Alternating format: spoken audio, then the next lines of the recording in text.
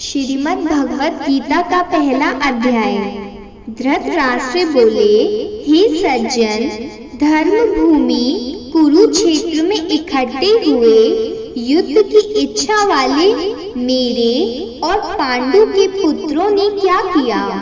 इस पर संजय बोले, उस समय राजा दुर्योधन ने व्यूहर्ष युक्त पांडवों की सेना को देखकर और द्रोणाचार्य के पास जाकर यह वचन कहा, हे आचार्य, आपके बुद्धिमान शिष्य द्रुपद पुत्र धृतराष्ट्र द्वारा व्यूहार का खड़ी की हुई पांडु पुत्रों की इस बड़ी भारी सेना को देखिए।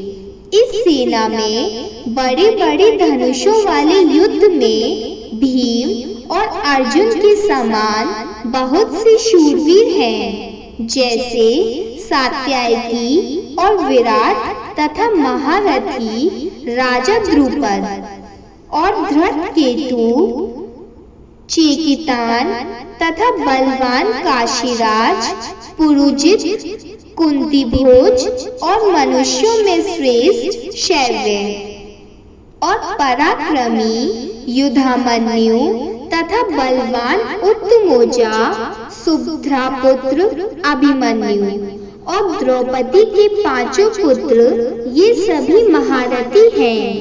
हे ब्राह्मण श्रेष्ठ, हमारे पक्ष में भी जो जो प्रधान हैं उनको आप समझ लीजिए।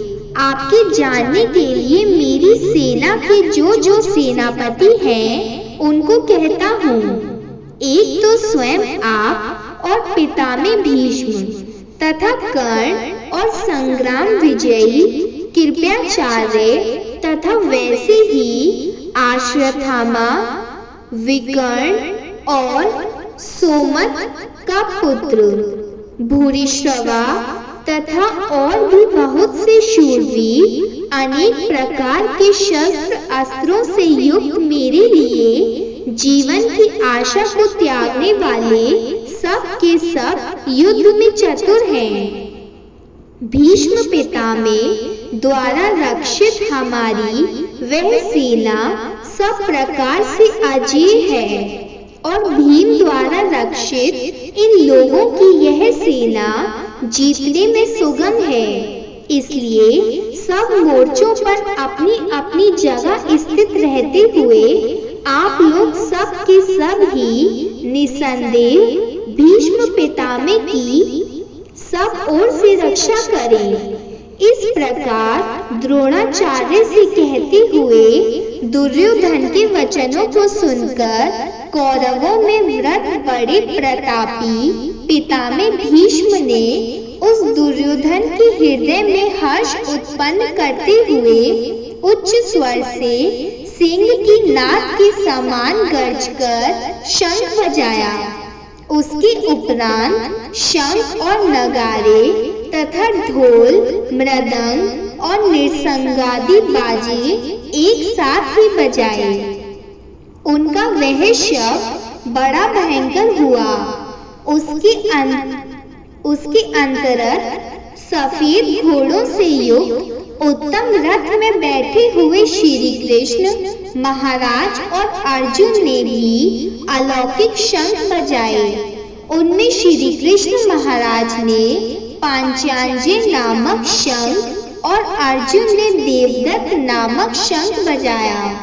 भयानक कर्म वाले भीमसेन ने पौंड्र नामक महाशंख बजाया। कुंती पुत्र राजा युधिष्ठिर ने अनंत विजय नामक शंख और नकुल तथा सहदेव ने सुघोष और मणि पुष्पक नाम वाले शंख बजाए। श्रेष्ठ धनुष वाले काशीराज और महारथी शिखंडिनी और धृष्टद्युम्न तथा राजा विराट और अजय सात्यायकी तथा राजा द्रुपद और द्रौपदी के पांचों पुत्र और बड़ी भुजा वाले सुभद्रापुत्र अभिमन्यु, इन सब ने हे राजन अलग अलग शंख बजाए। और उस भयानक शब्द ने आकाश और पृथ्वी को भी शब्दमान करते हुए धृतराष्ट्र पुत्रों के हृदय विदीर्ण कर दिए। हे राजन, उसके उपरांत कपिध्वज अर्जुन ने खड़े हुए धृतराष्ट्र पुत्रों को देखकर उस शस्त्र चलाने की तैयारी के समय धनुष उठाकर हृषिकेश श्री कृष्ण महाराज ने यह वचन कहा, हे अच्युत, मेरे रथ को दोनों सेनाओं के बीच में खड़ा करिए, जब तक मैं इन स्थिति हुए युद्ध की कामना वालों को अच्छी प्रकार देख लूं कि इस युद्ध रूप व्यापार में मुझे किन किन के साथ युद्ध करना योग्य है। दुर्बुद्धि दुर्योधन का युद्ध में कल्याण चाहने वाले जो ये राजा लोग इस सेना में आए हैं, उन युद्ध करने वालों को मैं देखूंगा। संजय बोले, हे धृतराष्ट्र, अर्जुन द्वारा इस प्रकार कहे हुए महाराज श्री कृष्णचंद्र ने दोनों सेनाओं के बीच में भीष्म और द्रोणाचार्य के सामने और संपूर्ण राजाओं के सामने उत्तम रथ को खड़ा करके ऐसे कहा कि हे पार्थ, इन इकट्ठे हुए कौरवों को देख। उसके उपरांत प्रथापुत्र अर्जुन ने उन दोनों ही सेनाओं में स्थित हुए पिता के भाइयों को, पितामहों को, आचार्यों को, मामाओं को, भाइयों को, पुत्रों को, पौत्रों को तथा मित्रों को, ससुरों को और सुहदों को भी देखा। इस प्रकार उन खड़े हुए संपूर्ण बंधुओं को देखकर वे अत्यंत करुणा से युक्त हुए। कुंती पुत्र अर्जुन शोक करते हुए ये बोले, हे कृष्ण, इस युद्ध की इच्छा वाले खड़े हुए स्वजन समुदाय को देखकर मेरे अंग शिथिल हो जाते हैं और मुख भी सूखा जाता है और मेरे शरीर में कम तथा रोमांच होता है तथा हाथ में गड़िव धनुष गिरता है और त्वचा भी बहुत जलती है तथा मेरा मन भ्रमित सा हो रहा है, इसलिए मैं खड़ा रहने को भी समर्थ नहीं हूँ। हे केशव, लक्षणों को भी विपरीत ही देखता हूँ तथा युद्ध में अपने कुल को मारकर कल्याण भी नहीं देखता। हे कृष्ण, मैं विजय नहीं चाहता और राज्य तथा सुखों को भी नहीं चाहता। हे गोविंद, हमें राज्य से क्या प्रयोजन है अथवा भोगों से और जीवन से भी क्या प्रयोजन है, क्योंकि हमें जिनके लिए राज्य, भोग और सुखादिक इच्छित है, वे ही यह सब धन और जीवन की आशा को त्याग कर युद्ध में खड़े हैं, जो कि गुरुजन, ताऊ, चाचे, लड़के और वैसे ही दादा, मामा, ससुर, पोते, साले तथा और भी संबंधी लोग हैं। इसलिए हे मधुसूदन, मुझे मारने पर भी अथवा 3 लोक के राज्य के लिए भी मैं इन सबको मारना नहीं चाहता। फिर पृथ्वी के लिए तो कहना ही क्या है। हे जनार्दन, धृतराष्ट्र के पुत्रों को मारकर भी हमें क्या प्रसन्नता होगी। इन आततियों को मारकर तो हमें पाप ही लगेगा। इससे ही माधव, अपने बांधव धृतराष्ट्र के पुत्रों को मारने के लिए हम योग्य नहीं हैं, क्योंकि अपने कुटुंब को मारकर हम कैसे सुखी होंगे।